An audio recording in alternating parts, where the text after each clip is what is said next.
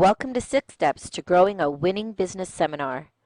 As Action Coach business coaches, we understand that successful business ownership requires continuous training, planning, tested marketing strategies, systems, and more.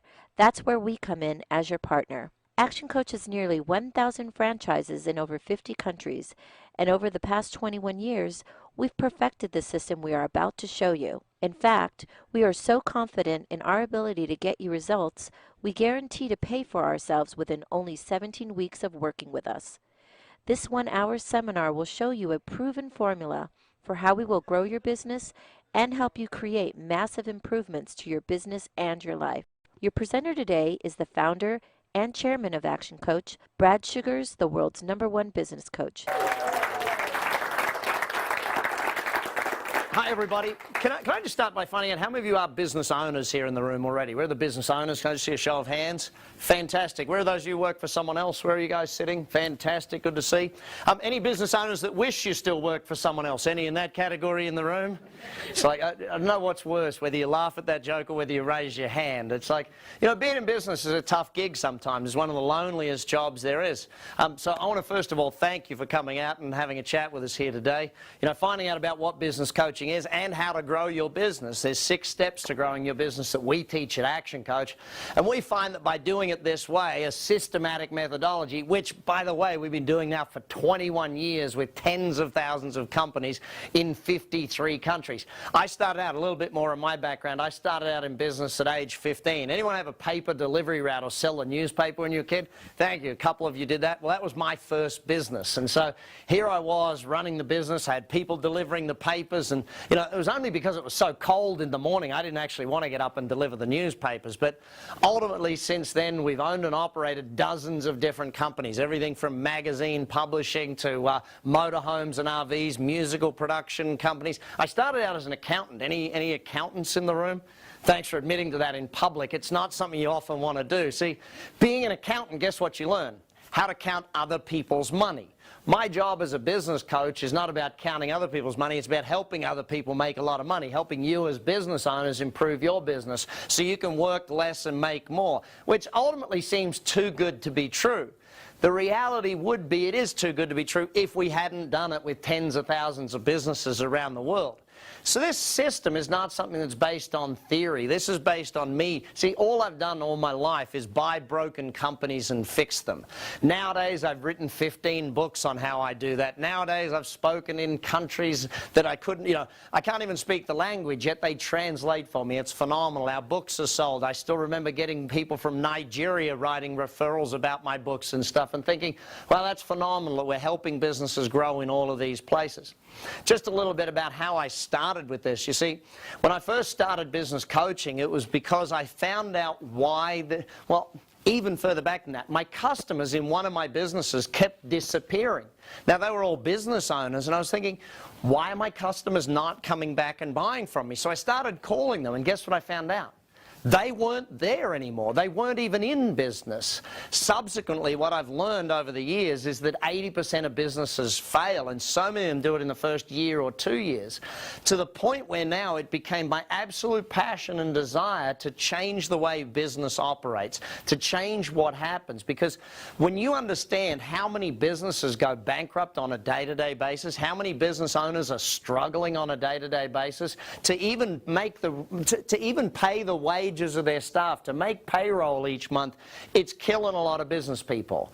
And so that became my passion. And so for the last 20 years, I've traveled the world teaching people how to run their business, to the point where now we have governments paying us to help grow companies because we can get more jobs happening. These are the things we do, and it's why I love what I do. It's why I started this company, and it's probably why you're all here, because you started your business for a reason. I'm not sure what it was. Maybe it was a better lifestyle. Maybe it was to be your own boss. Maybe it was more money. Maybe to spend more time with your family. Whatever it is, let's take a look at how we actually do that. So building a business is pretty simple, but to do it we got to follow a simple set of 6 steps. So you ready to learn the 6 steps? Say yeah? It's a very simple thing to do, but we got to start right here. What is a business? By definition, most people understand a business wrong. Most people think a business is like creating a job for yourself. It's not about you being busy. Business is not spelt with a Y. What it's all about is creating a very simple thing, a commercial, profitable enterprise. Now add these 2 parts to it, and this is where most people fall down. That works without me. If I've got to be there, it's no longer a business, it's a job for me. My goal is to create a business that works so I don't have to. See, the reason most business people, the reason you work so hard is that your business doesn't work, you do.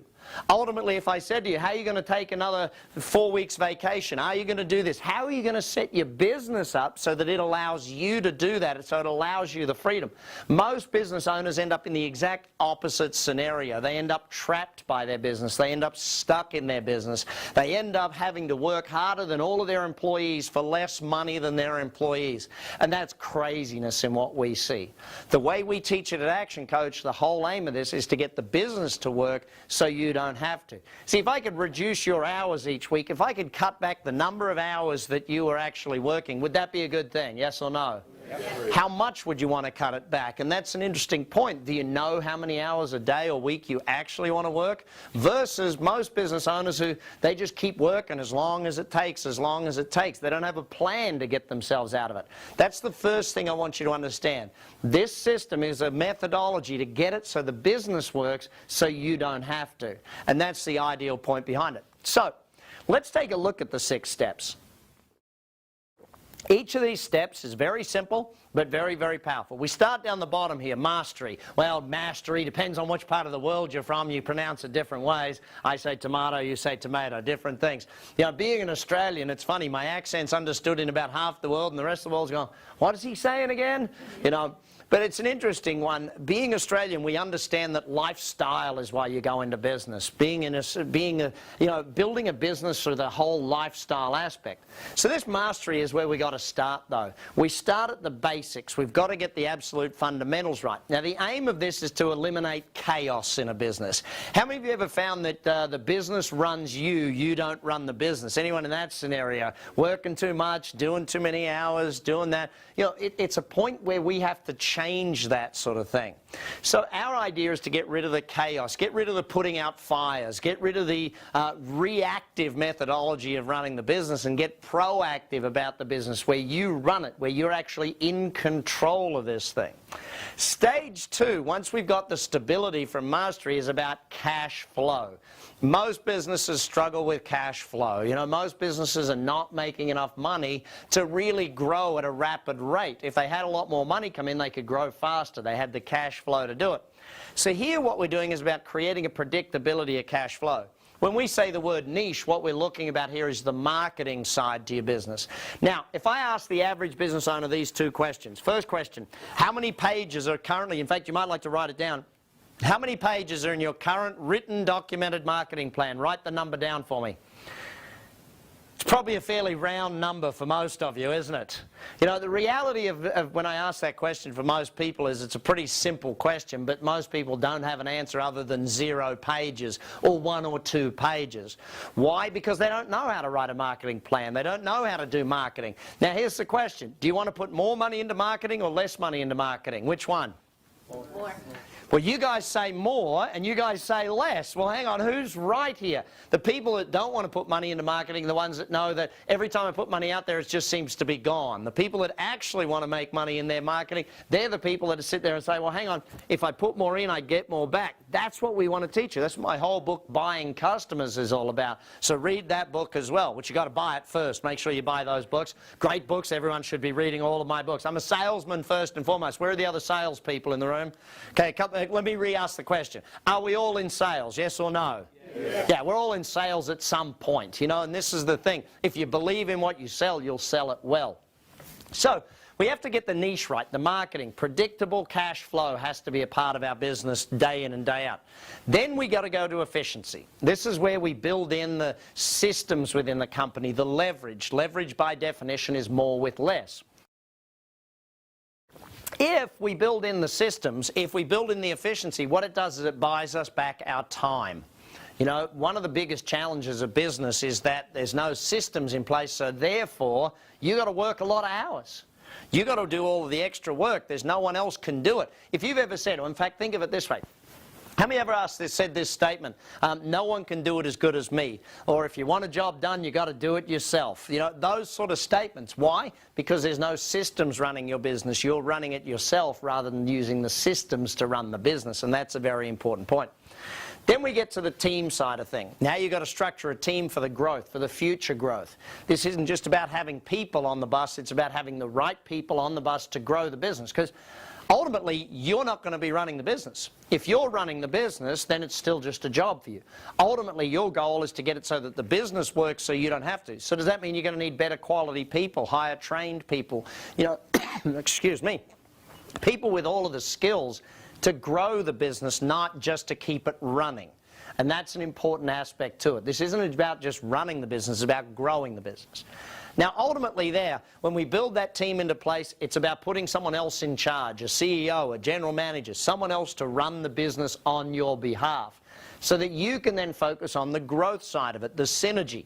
This is where you turn this thing into multiple locations. It's where you might franchise it or license it or open it across the world, open it across the state, the country, wherever it is that you want to trade.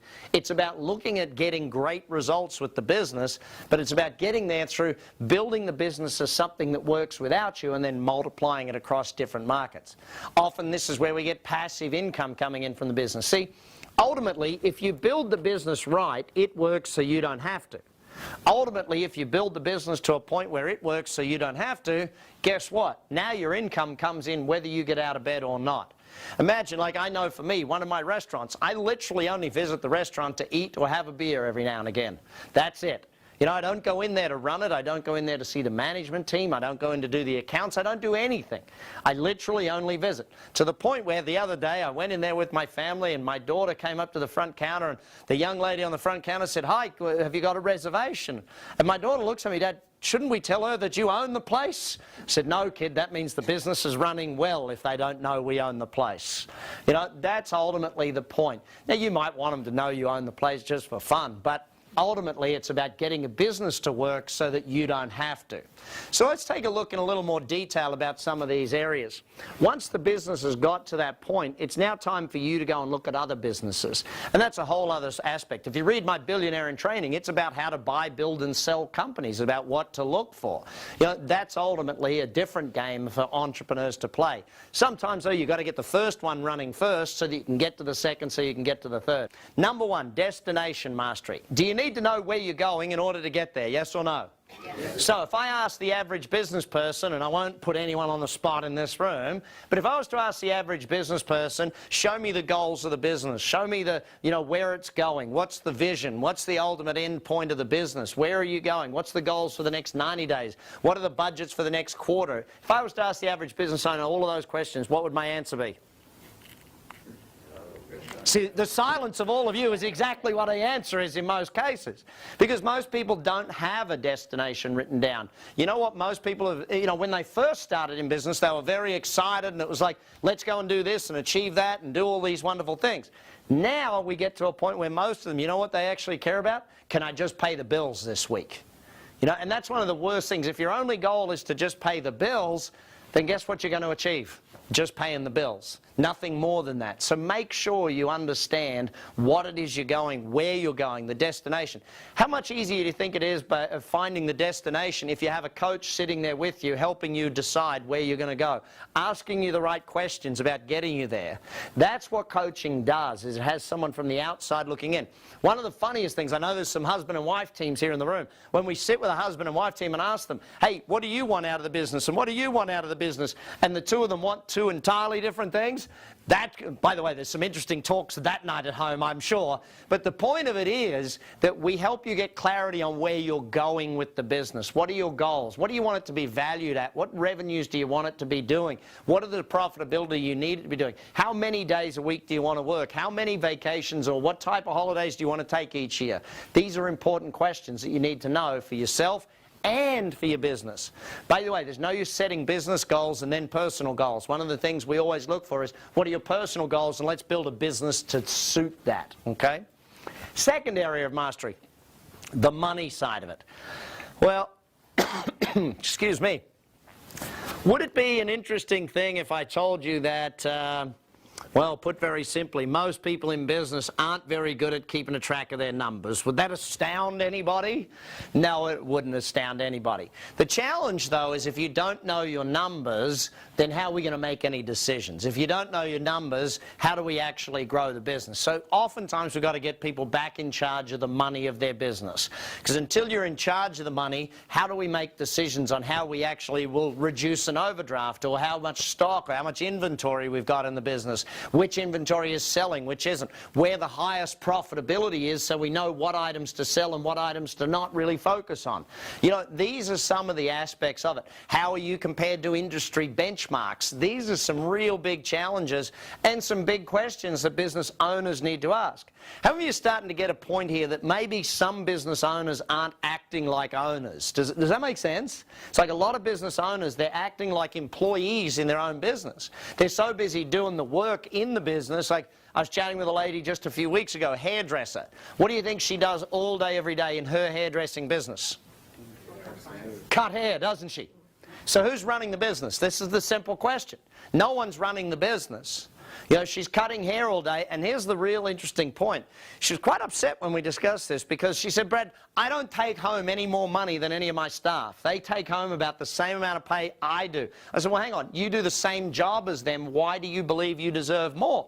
She said, well, I own the business. I said, yeah, but you're not acting like an owner. You're acting like a hairdresser, an employee in your business.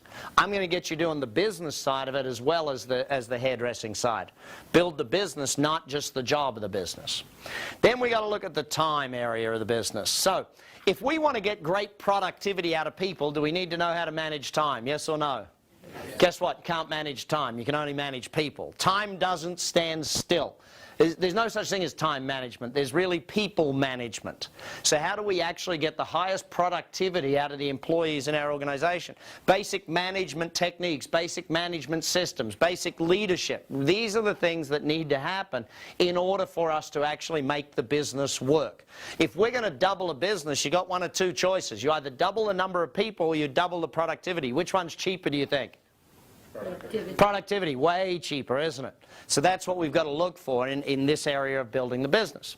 Then we've got to look at the delivery aspect. You know, are your customers getting their product or service on time? You know, regular delivery, is it happening well? Are they getting it with good customer service? The basics of doing it. Like, I was with a restaurant owner just a few weeks back, and he's sitting there telling me how his restaurant's struggling and all this sort of thing. And I said, well, hang on, let's just watch and see how well the people are delivering or getting their product or service. So we tried some of the food in his restaurant. You've all seen those TV shows where they fix restaurants. What's one of the biggest problems? The chef thinks they got great food, but what do the customers think? Not great food. You know, so that basics of delivery, whether it's about time of delivery, level of service, how it's doing, we've got to get that stuff happening as well. Once you've got those four areas there, now it's time to move to marketing. Why wouldn't we move to marketing before that? This is a really tough question for some people. If you do marketing before you know your numbers, does that make any sense? No, what are we doing? Selling more of stuff that we're not making a profit on? Doesn't make sense to do that stuff. So we're going to then move to the thing. So when we look at it, we call it a niche. Now, what's my definition of a niche? That there's no what competition? Everyone know? Price. So what's the deal with that? Why are most businesses competing on price? Because there's nothing unique about them. There's nothing different about those businesses. If they don't have a uniqueness, what do they got to compete on? Price. But that being said, how simple is it for a business to stop selling on price? Well, let's do this. Let's say you're calling someone to buy new tires for your car, okay? You call them up, want new tires for your car. What's the first question you're going to ask? What's the price for tires for this type of car? And if they just give you the price, what is the only thing you have to make a decision on right now? Price. So we've got to teach people how to not focus on price. We've got to teach salespeople. We've got to teach the marketers how to focus on value, how to focus on things. What's one of the fastest ways you can kill a business? It starts with D. Discounting, correct. The moment you start discounting, you're starting to kill a business. You know, too often, and especially in small to medium-sized companies, when they start thinking discounting, they start actually losing business hand over fist because, well, here's the thing. When you discount, what type of customer do you attract? Cheap. Someone that wants cheap prices. Will there always be another business that's willing to offer cheap prices, yes or no? Always going to happen. So our aim in the niche segment is now, how do we define a great set of customers? What are we looking for? And of course, we don't just want them to come in once, we want them to come back again and again. So this is where we have to look at how do we actually do that. So when I go in and start talking about growing a company, there's 3 areas that most people focus on with me. They say, Brad, you know, we need more customers. Brad, we need more revenues. Or Brad, we need more profitability. I'm going to show you a formula in a moment that shows you those 3 things are actually not important in a business. Why are they not important? Well, very simply, when you see the formula I'm about to teach you, they are just the end result of another 5 areas. And these 5 areas are the most important 5 areas in business. Yet, when I ask the average business owner what this formula looks like, they have no idea. So, if you haven't taken great notes to now, this one you want to really write down very well. My first book, Instant Cash Flow, had a whole bunch of information on this, but you've got to know this formula. So, the formula works like this. Number of leads. Leads is like prospects, potential customers. They could call your business, you could call them, they could come over the internet, they could walk into your store, however it is you communicate with customers. So number of prospects or leads. We then multiply that by your conversion rate. That is the percentage of those that could have bought to the percentage of those that actually do. So 10 people called your business today and only 2 of them made a purchase, your conversion rate's 2 out of 10 or 20%. Now, if you don't know those numbers, how do you improve them? Any sports fans in the room? How many stats do they keep in sport? All of the stats. Why do they want to know their numbers? How come?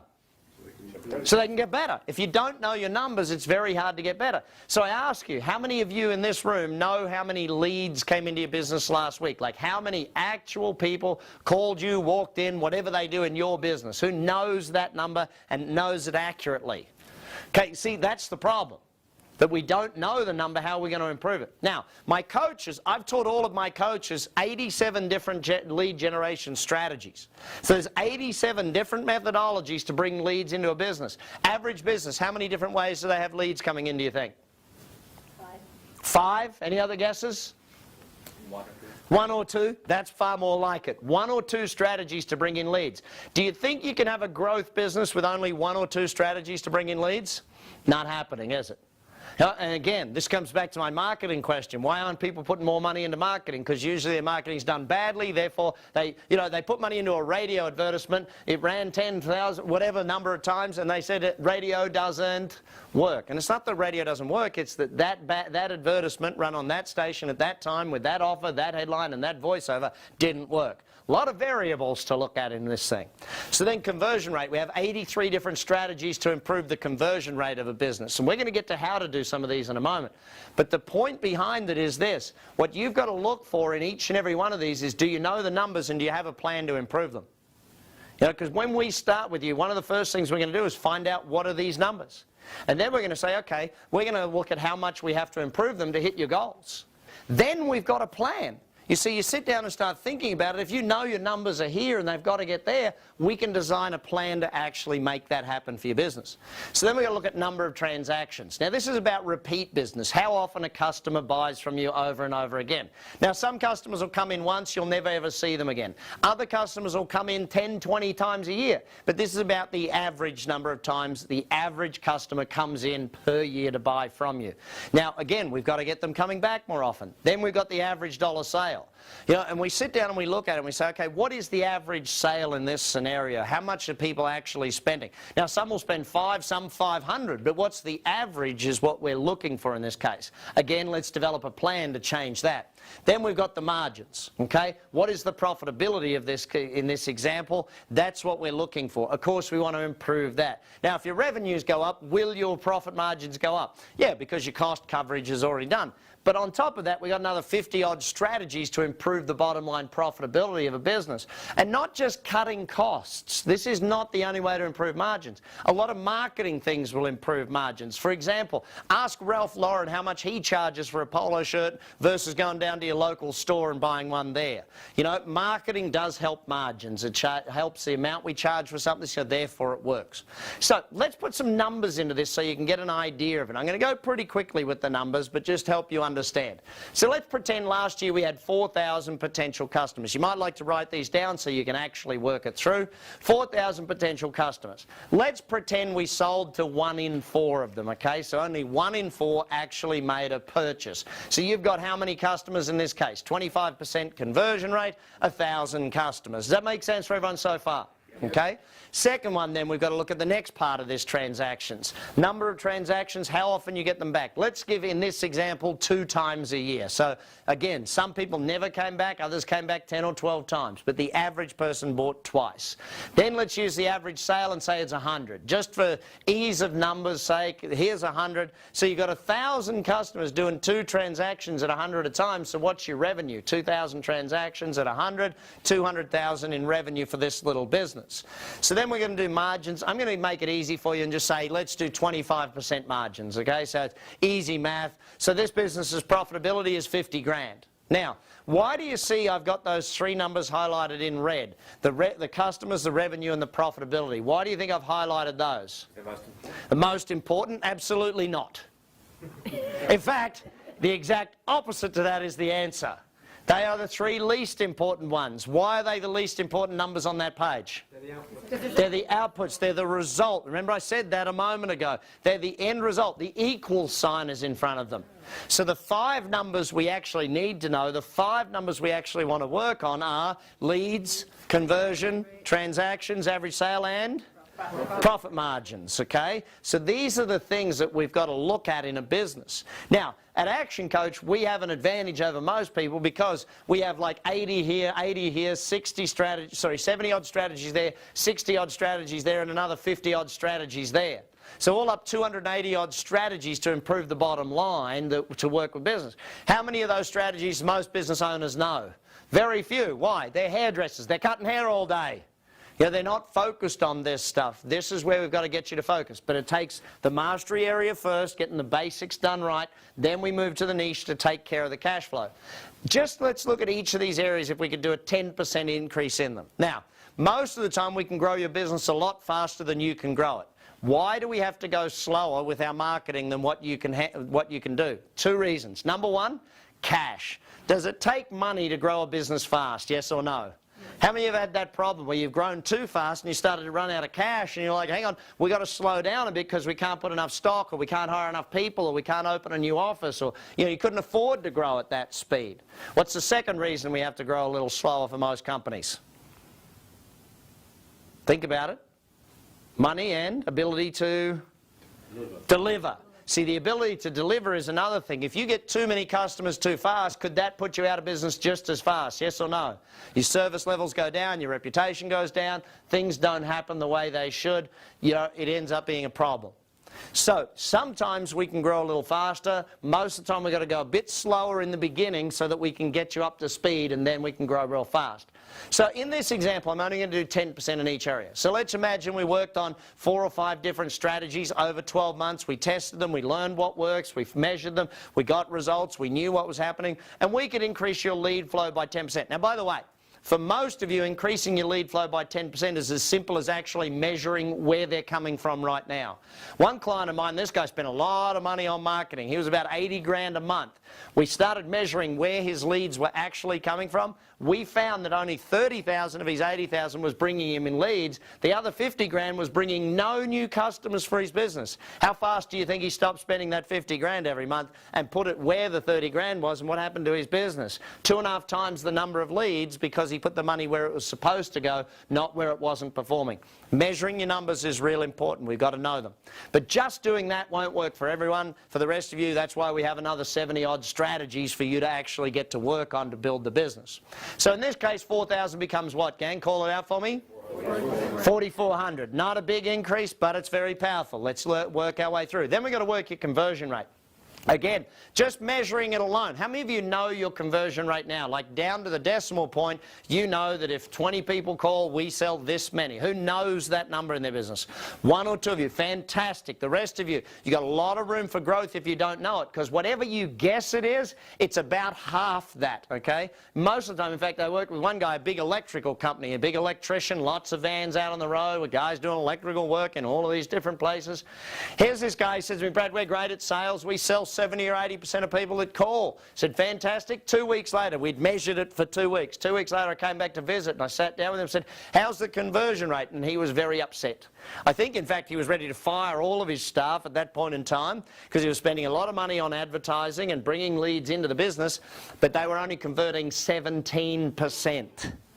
Now you think about that, that means more than 4 out of 5 leads are just burned. When they call up, they don't convert them into a sale.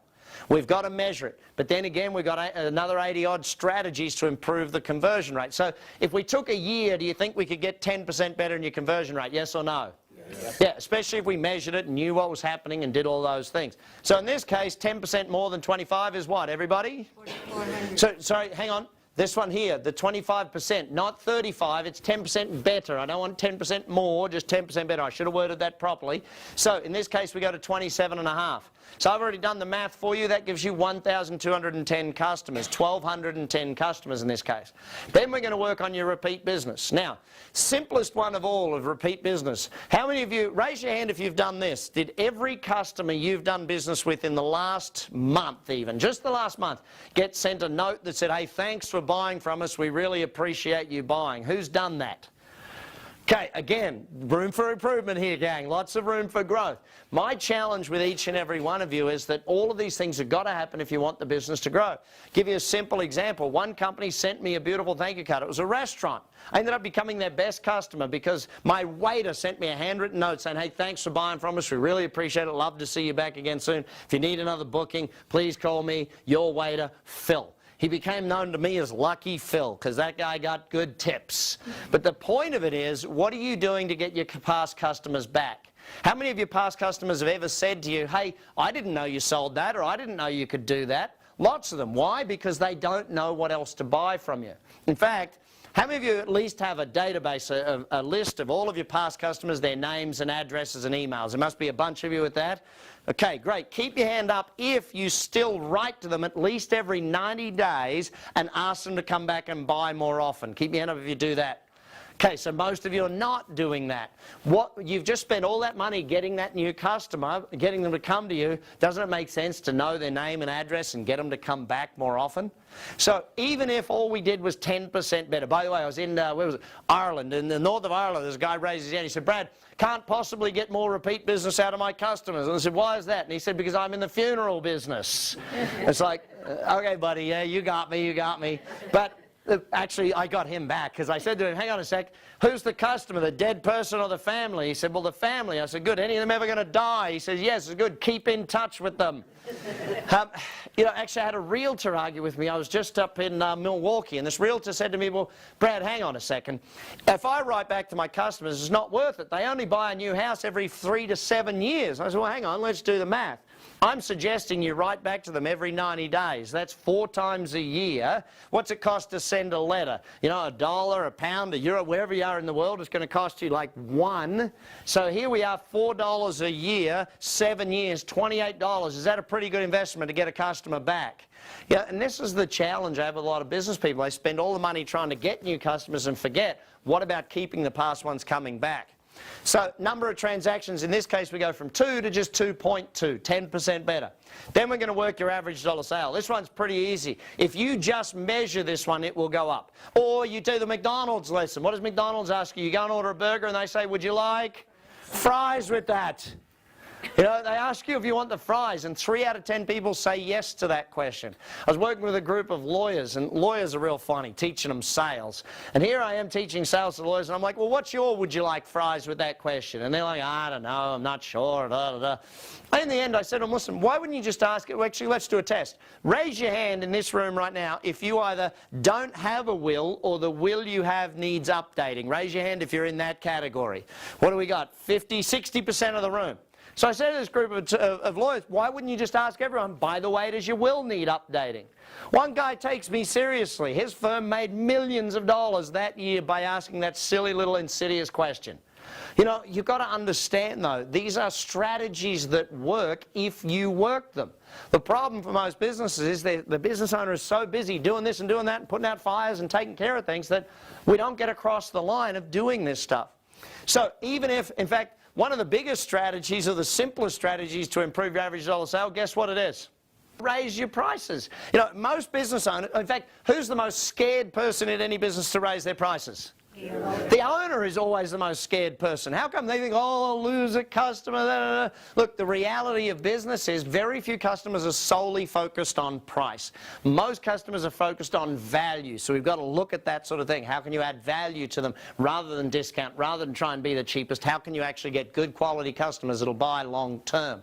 So in this case, we're going to work on your average sale. If any of those ones don't work, we've still got another 60-odd strategies to improve the average dollar sale in your business. So if over 12 months we work on this, do you think 10% increase is pretty reasonable, yes or no? Yes. Yeah, so we got 10% increase there. So of course what we've done is increase the revenues by 10%, haven't we? Yep. Haven't we? Yes. Thank you. No, tricked you. It's actually not 10%. It's 10% times 10% times 10% times 10%. That gives us a 292,820 in revenues in this business. That's a 46% increase in the revenue because of the multiplying factor in this example. See, and then we got to, and where are my accountants again? If we had a 46% increase in revenue, has profits gone up? Yes, they have. But let's pretend we had to use some of the other 50 strategies to improve the profit margin in this business, and that takes us just 10% better again, 27.5. Now we got a take home of $80,525.50. That's 61% improvement in the bottom line of the business. Actually, how many of you would like a 61% improvement in your bottom line in the next 12 months? Say yeah? Yeah. In fact, how many of you would like to have a bottom line in the next 12 months? Anyone in that category? You know, it's one of these things, gang, that when we sit down and look at it, if we're so busy cutting hair or whatever your business does, we don't work on this stuff. And by not working on it, we have the problems. Now, what if your business could do 15% in each area? Or up to 20%, or 10 in some areas, 15 or 20 in other areas?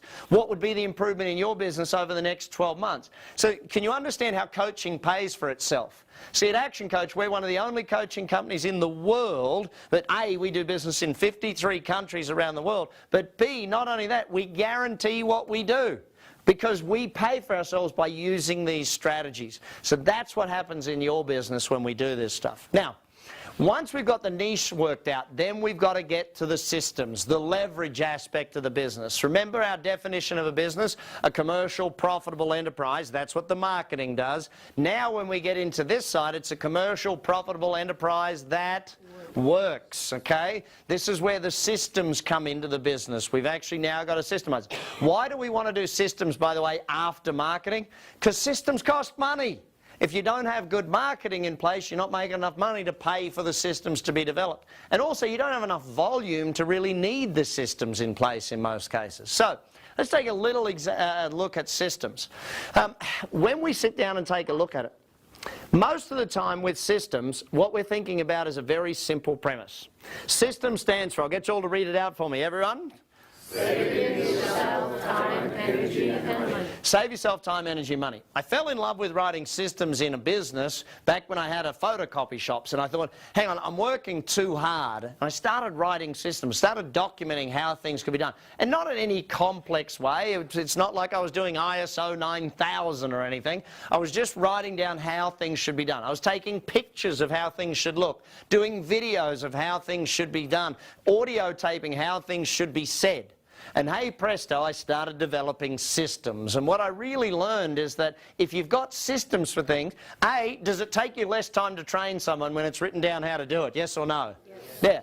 B, I'd stopped having to say things like, if you want the job done right, do it yourself. Because other people could do the job right, because guess what? They had a system to do it. It wasn't as complex as that. Now, I wrote a book called Instant Systems. It's one of the 15 books that you'll be able to read through us with Action Coach. What we go through here is how we actually structure that systems in a business. Now, we start here with a vision statement. Where is the business ultimately going? This isn't about your basic goals. This is about the big picture of the business. Where do we want the business to go? Then we write a mission statement, and that really designs how do we actually get there. You know, the vision is the big thing in the future, but the mission tells us this is the road we're going to take to get to the vision. Third thing we want to put on is a culture statement. Now, you can call these a company's core values, a core beliefs, you can call it a culture, whatever it is.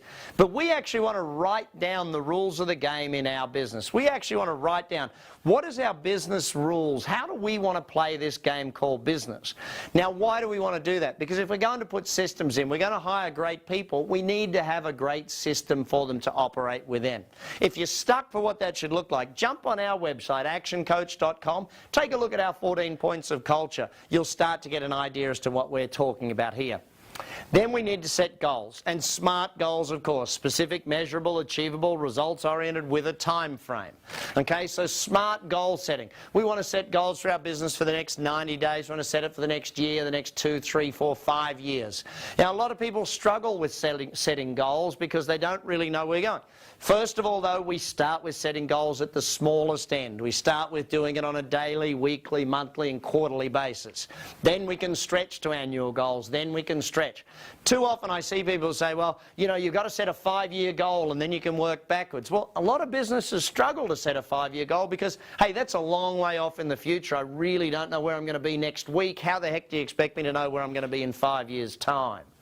So then we go through and we say, all right, now we're going to develop an organisation chart. What should the org chart look like? When you're going to finish this business, when this business is going to be achieving its vision, what is the organisation going to look like? What sort of positions are you going to have in the company? Where is the company going to be? And how's it going to look?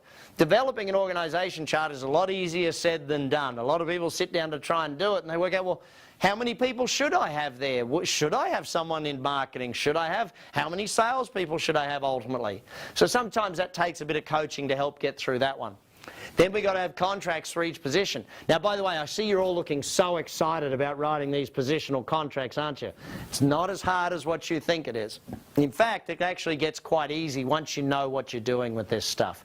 Developing positional contracts, does that allow your employees to do a better job, yes or no? If they know what they're supposed to be doing, how they're supposed to be doing it, how they're going to be measured and remunerated, the clearer they know their job, the easier it is to do their job and the higher their performance levels are, and obviously the higher your profitability is.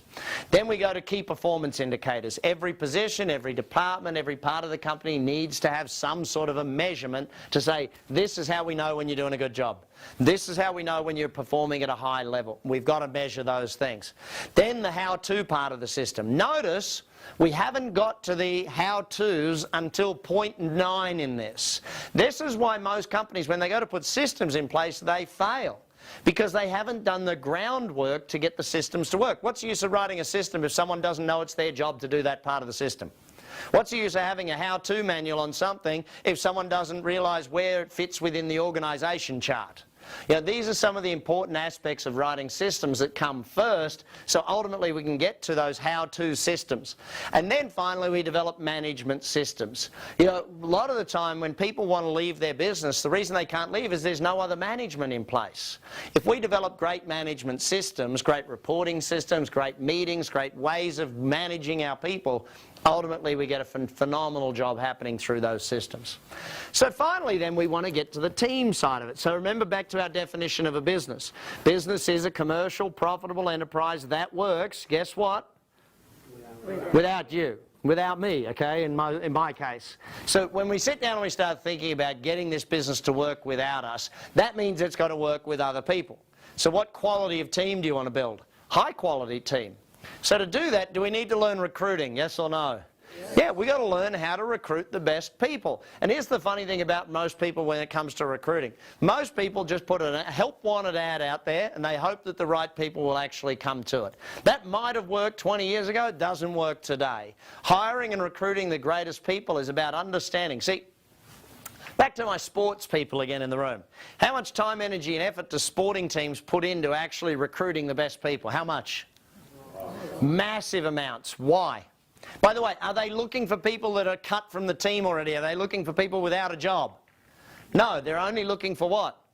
People that already have jobs. See, the best employees come from other companies. The best employees already have jobs. So you've got to learn how to recruit, not just how to write a help wanted ad.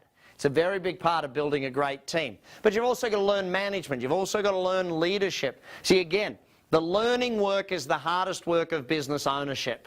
It's pretty easy to do the work. The cutting hair stuff, dead easy. Learning how to grow the business, learning the sales, the marketing, the management, the leadership, that stuff's hard. It takes time to learn it.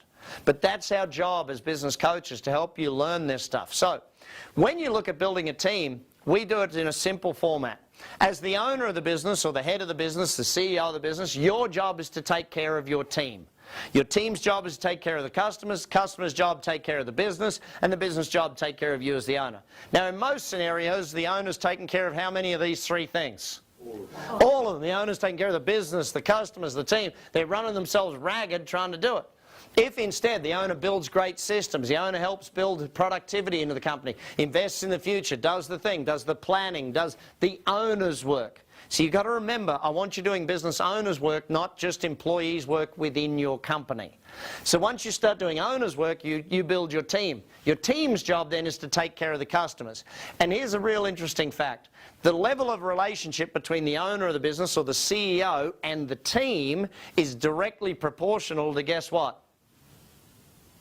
The relationship between the team and the customers.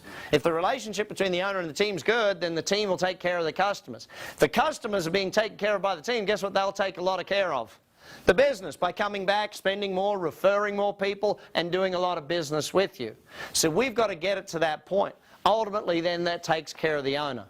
So team building is a major part of business success. Now, why do we do it after systems? Why do we do the basics first? Because we need the basics to be right before we do any marketing.